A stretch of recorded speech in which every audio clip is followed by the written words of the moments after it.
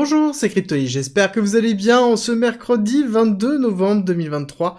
On se retrouve aujourd'hui pour parler de BNB. Je sais, ça fait pas longtemps, mais vu l'actualité, je pense qu'il est super important de revenir sur l'impact des nouvelles sur Binance, sur le BNB, sur ce qui va se passer, sur en même temps l'exchange en lui-même, parce qu'il n'y a pas que le BNB qui est impacté, il y a l'exchange, il y a les fonds, il y a tout ce qui passe dessus.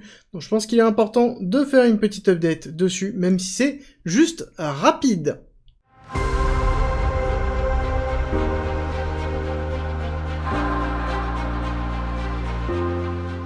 Pour rappel, vous avez toujours la possibilité d'avoir accès gratuitement au parcours pédagogique, qui est une formation de 60 heures, d'une valeur de 400 € qui vous permet d'apprendre la blockchain, la crypto, l'investissement, l'analyse technique, le trading, tout pour devenir rentable, à travers 130 vidéos, 400 pages de guide, des quiz pour savoir où vous en êtes dans votre progression, et le tout gratuitement. Pour avoir accès à cette formation à vie, il suffit d'utiliser la plateforme d'un de nos partenaires, tout est expliqué en commentaire et en description.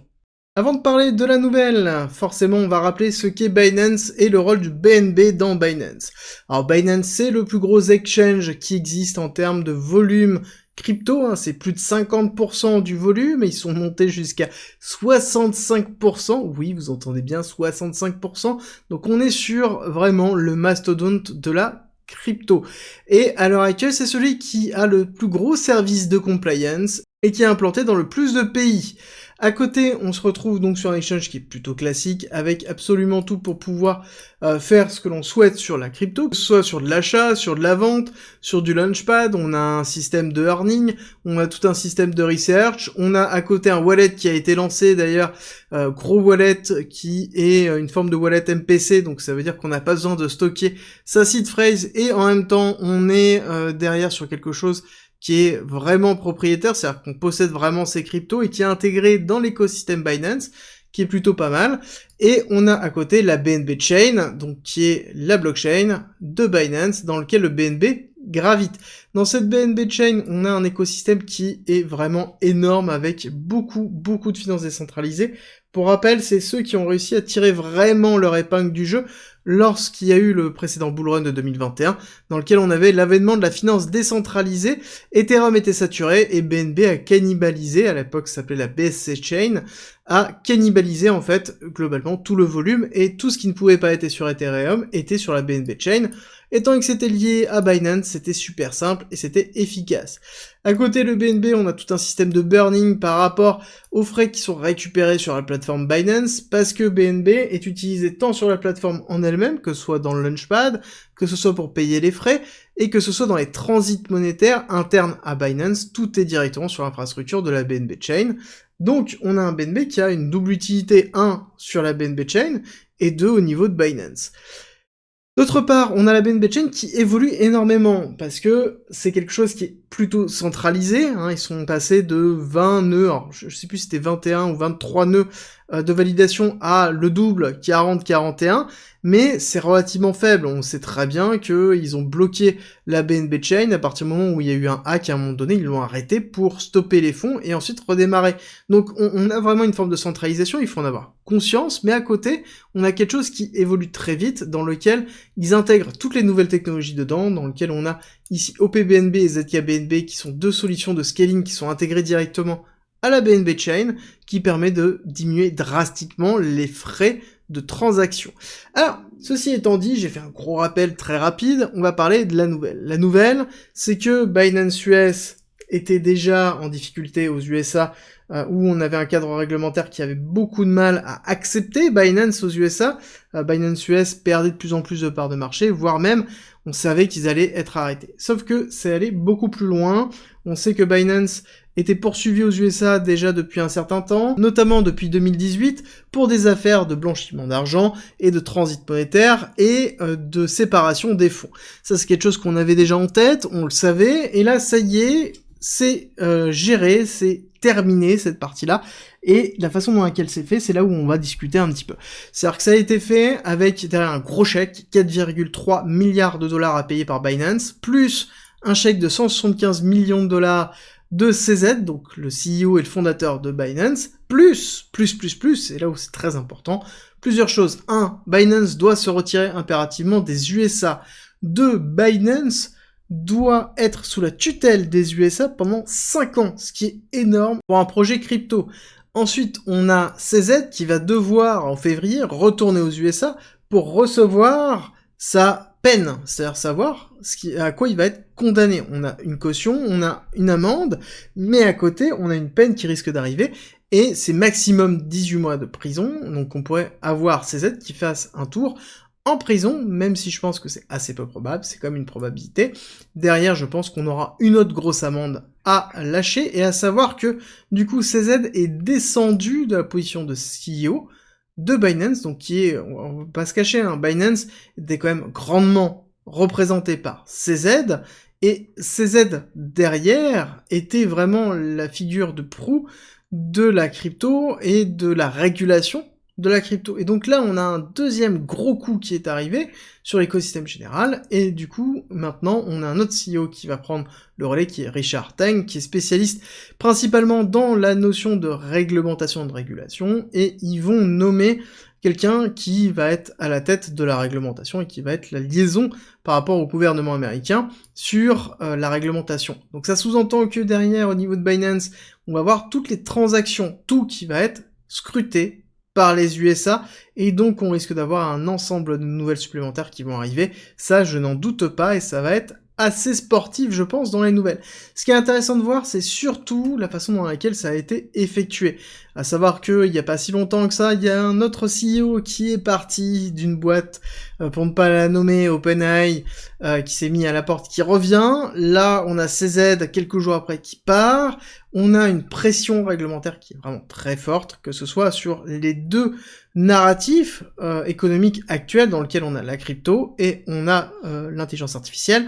Donc forcément, on a les USA qui sont en pleine politique économique, dans le sens où on fait une guerre économique, on restructure et on réglemente par la force, et ça fonctionne de ce coup-là. Ils ont du coup mis la main sur 50% du volume des cryptos. Comprenez bien, c'est l'information qu'il faut retenir.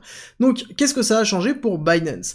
Bah déjà, je pense qu'on va avoir dans les semaines / jours qui arrivent un certain nombre de nouvelles sur des infos supplémentaires, des réglementations supplémentaires, des KYC supplémentaires au niveau de Binance, et une gestion des transferts de fonds qui risque d'être relativement important. Ce qui est intéressant de voir, c'est qu'entre-temps, on avait sur l'USDT un pourcentage de 8,34% sur du flexible qui était mis à disposition. Donc le fait de déposer des USDT, on était payé ça, et ça c'est pile poil le montant qu'on avait, pour rappel, à FTX quand ils avaient besoin de liquidité.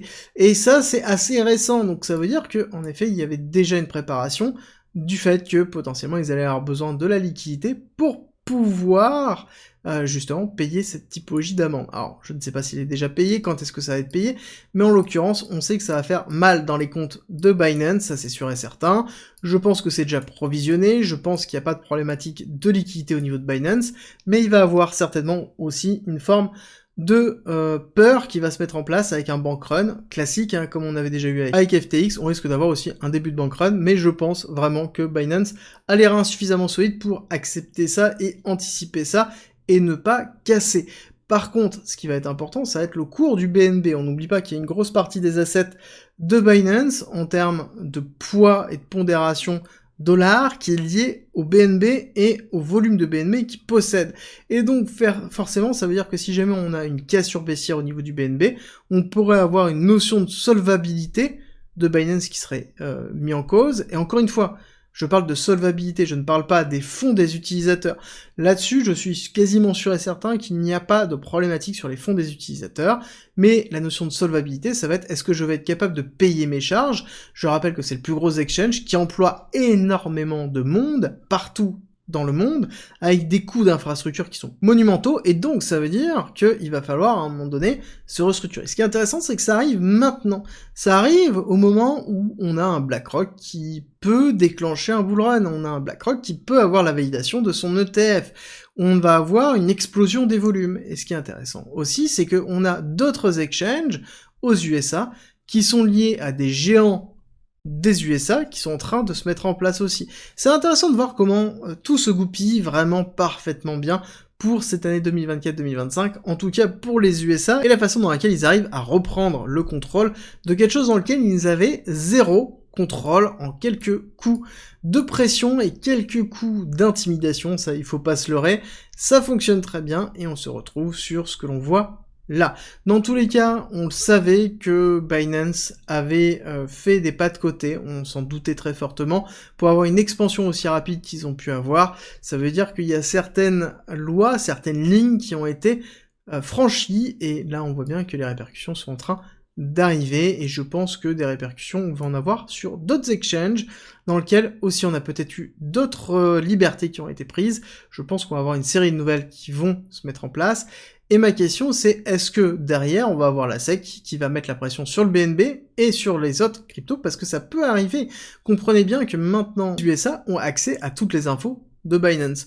Donc ça veut dire que le BNB peut très bien se retrouver sous une forme de securities, donc une pression très forte au niveau du BNB, et tout autre crypto qui est passé par la notion de launchpad. Donc faites toujours très attention, là-dessus on pourra avoir des impacts qui vont arriver.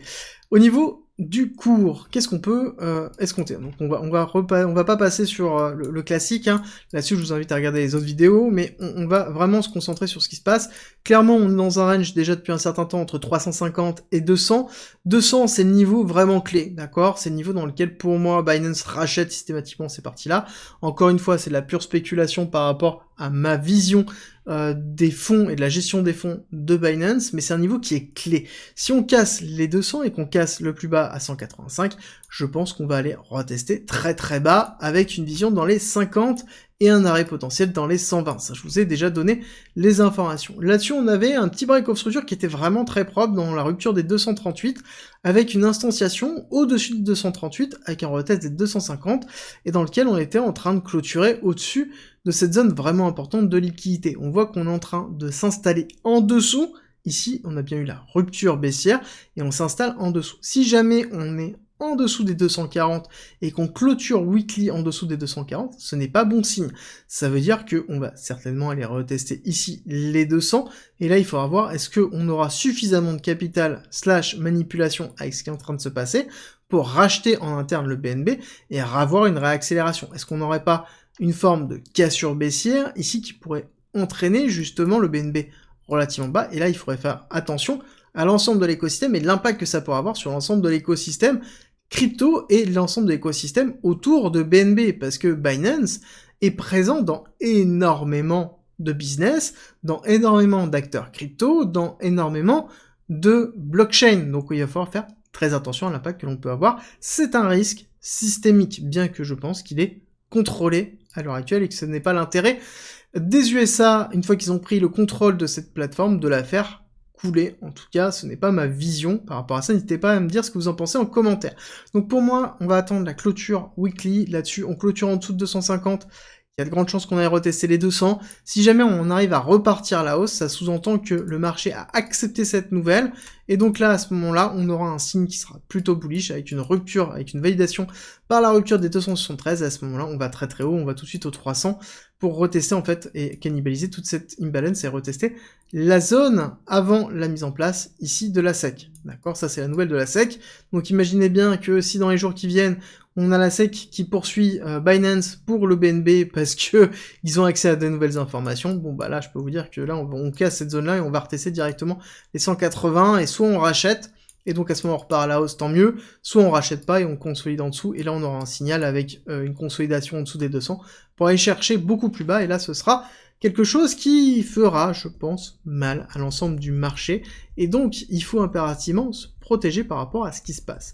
Déjà, avant tout, n'oubliez pas que le marché crypto va prendre du temps pour digérer cette nouvelle, et je pense qu'on va avoir d'autres nouvelles qui vont arriver en plus de celle-ci autour de Binance, parce que maintenant, Binance, et dans les semaines à venir, va donner des informations beaucoup plus ouvertes aux régulateurs américains, et donc derrière à la SEC, et donc derrière à toutes les institutions américaines, et donc ça sous-entend qu'on risque d'avoir d'autres poursuites, d'autres acteurs qui vont être mis en cause, donc on pourrait avoir dans les semaines, mois qui arrivent, un ensemble de mauvaises nouvelles, et il faut se préparer à cette possibilité.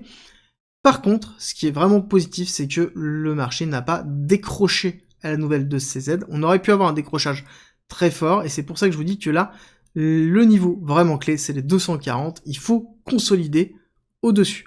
J'espère que cette vidéo vous a plu. Si c'est le cas, n'oubliez pas de me laisser un like et un commentaire, ça me fait toujours très plaisir. Et n'oubliez pas qu'on se retrouve pour le live sur YouTube dimanche 26 novembre à 20h pour fêter les 2 ans de la chaîne. Et oui, ça fait déjà 2 ans, 30 000 abonnés. C'est avec plaisir qu'on va échanger ensemble autour de la crypto, autour de la macro. On va parler de Binance, on va parler de plein de choses. N'hésitez pas, notez-le dans votre calendrier, 26 novembre, 20h. Et je vous dis, en attendant, à demain, 7h pour la quotidienne.